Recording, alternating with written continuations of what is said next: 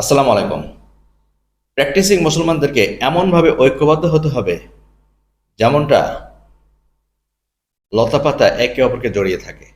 এবং যদি আমরা এইভাবে জড়িয়ে থেকে নিজেদেরকে শক্তিশালী করি, আমাদের শারীরিক সক্ষমতা বৃদ্ধি করি, আমাদের জ্ঞান বৃদ্ধি করি, আমাদের তাকওয়া বৃদ্ধি করি, তাহলে আমরা আগামী দিনে টিকে থাকতে পারব।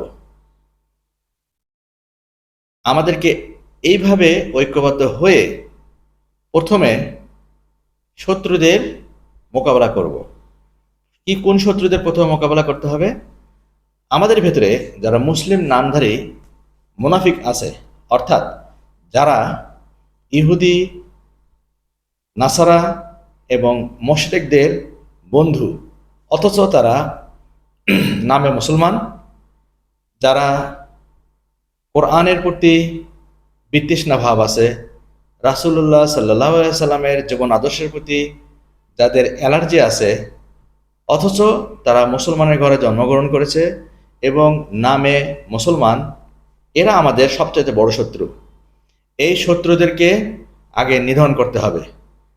সেটা আপনার সমাজ থেকে শুরু হতে হবে, সেটা রাষ্ট্র থেকে শুরু হতে হবে, তারপরে রাষ্ট্রের বাইরে শুরু হতে হবে। সর্বপ্রথমে যদি এদেরকে প্রতিরোধ করা না যায়, এদেরকে যদি নির্মূল করা না যায়, তাহলে এরা ওই ইহুদি, নাসারা এবং মুশরিকদের সঙ্গে যোগ দিয়ে তাদেরকে শক্তিশালী করে প্র্যাকটিসিং মুসলিমদেরকে আক্রমণ করবে এবং তাদেরকে নিপীড়ন করবে, হত্যা করবে।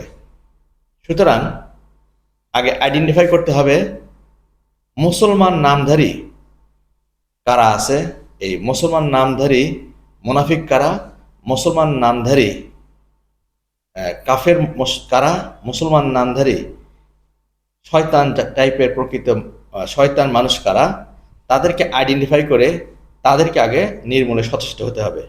আগামীর বিশ্বে এটাই হবে প্র্যাকটিসিং মুসলমানদের সবচেয়ে বড় চ্যালেঞ্জ। যদি এই সমস্ত মুনাফিকদেরকে নির্মূল করা যায়, তাহলে তাহলে ইহুদি, নাসারা এবং মুশরিকরা তাদের শক্তি হারিয়ে ফেলবে। কারণ তাদের সহযোগী শক্তি যখন নিশ্চিহ্ন হয়ে যাবে, তখন তারা আর মুসলমানদের ওপরে নিপীড়ন নির্যাতন চালাতে পারবে না।